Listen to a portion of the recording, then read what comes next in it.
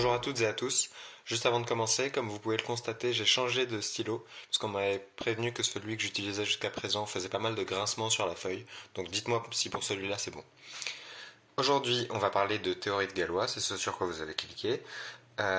Et on attaque donc l'épisode 2 où on va parler d'extension de corps. Donc à partir de maintenant, on va commencer à rentrer un peu plus en profondeur dans la théorie et pas rester seulement en surface et regarder de loin. Donc on va un peu plus plonger dedans. Donc on va parler de ce que j'appelle donc les extensions de corps et ce qu'en fait tout le monde appelle les extensions de corps. Alors qu'est-ce que c'est? Une extension de corps, c'est deux corps. Donc on fixe K, L, deux corps.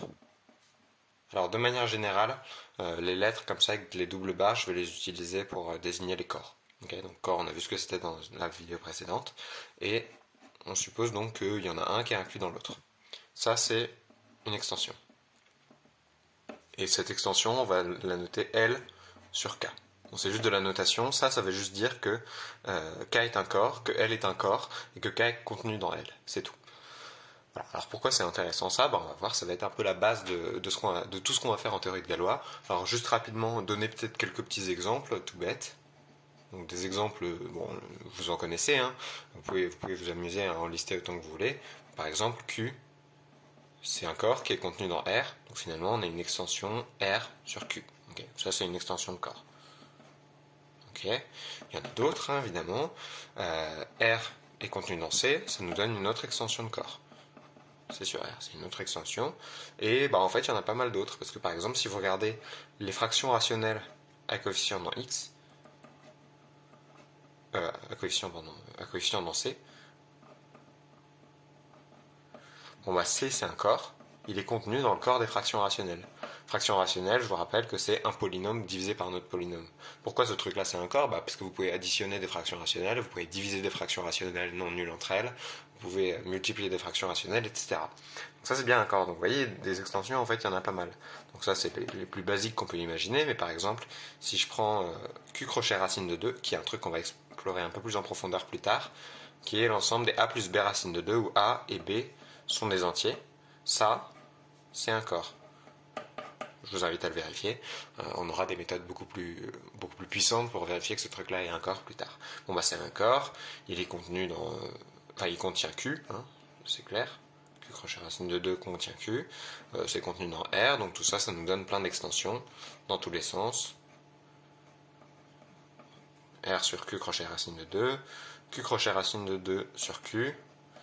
Et en fait, on peut même mettre tout ça dans C, et on obtient ainsi l'extension C sur R. Bref, vous voyez, vous pouvez vous amuser à en lister des dizaines. Alors, on va s'attacher maintenant à caractériser un invariant intéressant de ce qu'on appelle une extension de corps, qui est ce qu'on appelle son degré. Alors, avant de faire ça, je vais vous faire remarquer qu'on peut rajouter une structure assez naturelle sur une extension de corps. Qu'est-ce que j'entends par là? Alors, on va fixer L sur K, une extension. Et là, ce que je vais faire, c'est que je vais dire que L est un K, espace vectoriel.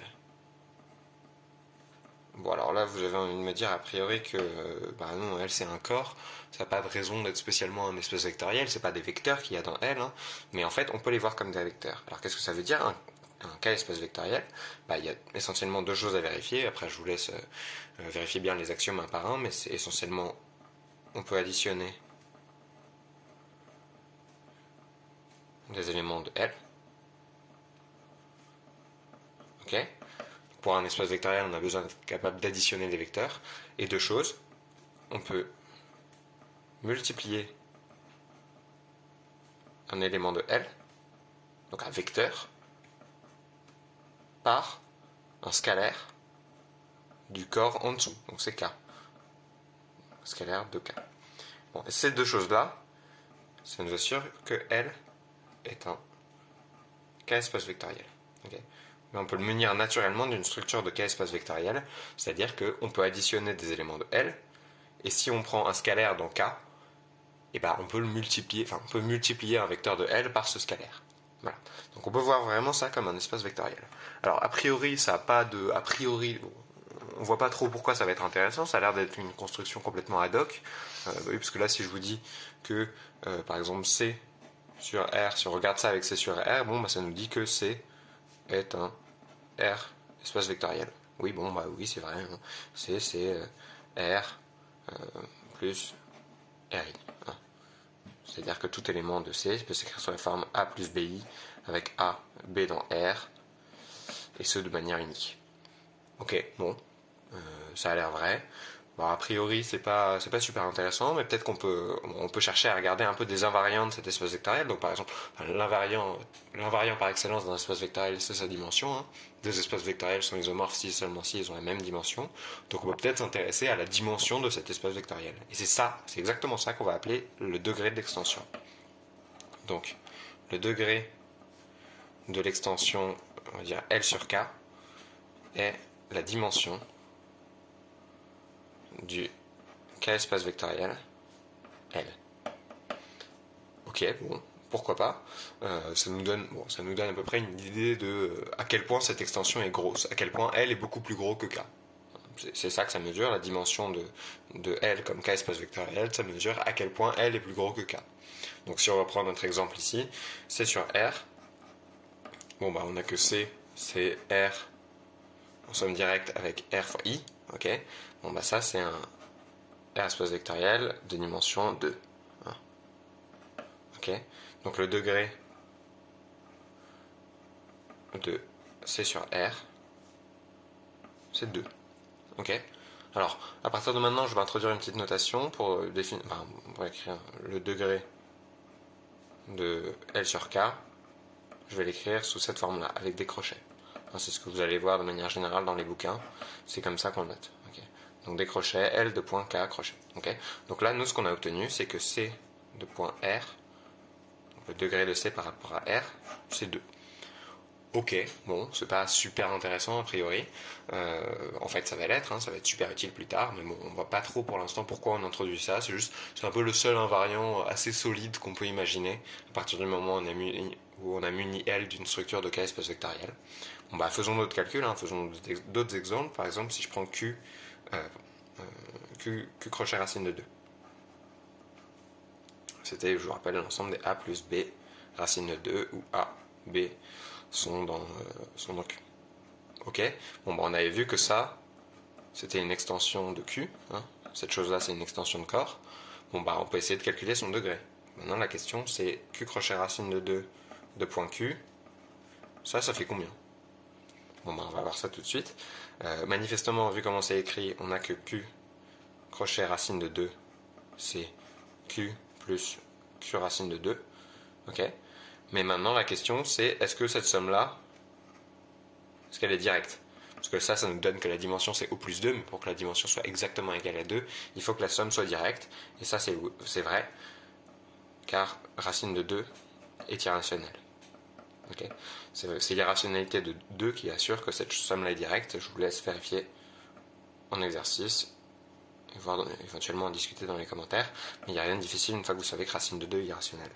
Donc ça, finalement, ça nous dit que le degré de cette extension-là,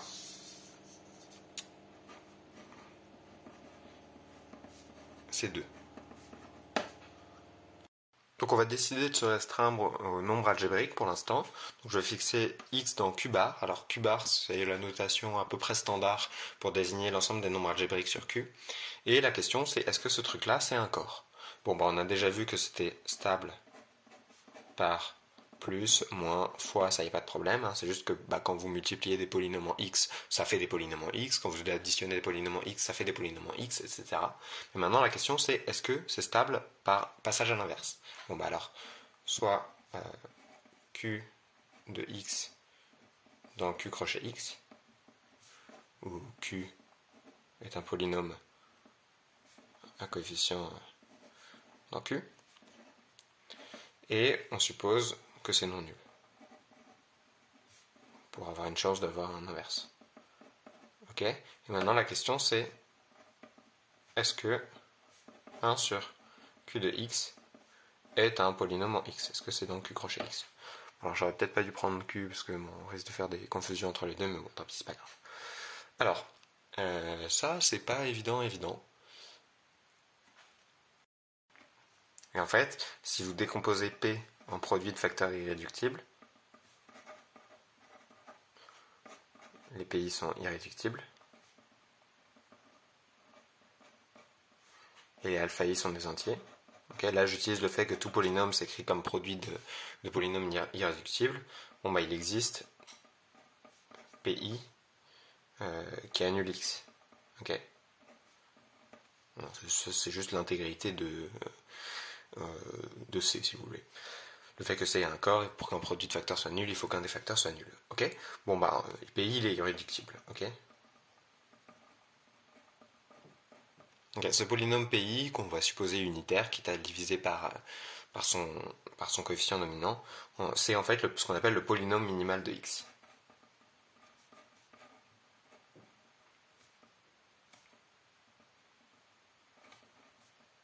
Ok, donc c'est un polynôme, on va le noter pi indice x, ok. Pi x, il a deux choses importantes, il est irréductible, et deuxième chose importante, il annule x. Ça c'est la notion de polynôme minimal, donc si vous avez vu ça en prépa ou en licence ou peu importe, tant mieux, parce qu'on va l'utiliser assez massivement dans ce qui va suivre. Vous pouvez aussi vous amuser à vérifier que c'est le polynôme de plus petit degré, à coefficient dans Q évidemment, hein, qui annule x. Alors je l'ai pas dit, mais ce truc là c'est évidemment dans Q crochet x, et il est unitaire. Et on suppose unitaire quitte à le diviser par son coefficient dominant. Ok, très bien. Donc on va avoir besoin de ce truc là assez massivement. Donc revenons à notre problème. Est-ce qu'on peut pas espérer que ce truc là soit dans Q crochet x? Alors, en fait oui. Et ça va tenir au fait que le polynôme Q ici et le polynôme pi indice x vont être premiers entre eux. Alors pourquoi ces deux polynômes sont premiers entre eux? Bon bah Q et pi de x sont premiers entre eux. Bah pourquoi? Parce que sinon, comme pi de x est irréductible,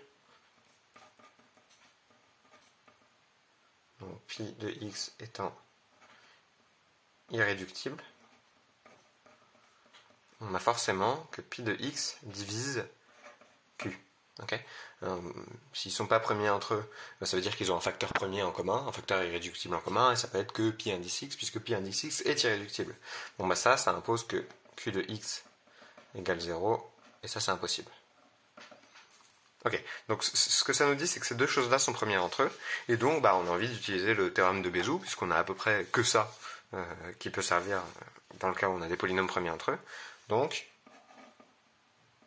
il existe A, B des polynômes à coefficient dans Q, tels que A fois pi de x plus B fois Q égale 1. Ok, ça c'est juste le théorème de Bézout qui nous dit ça.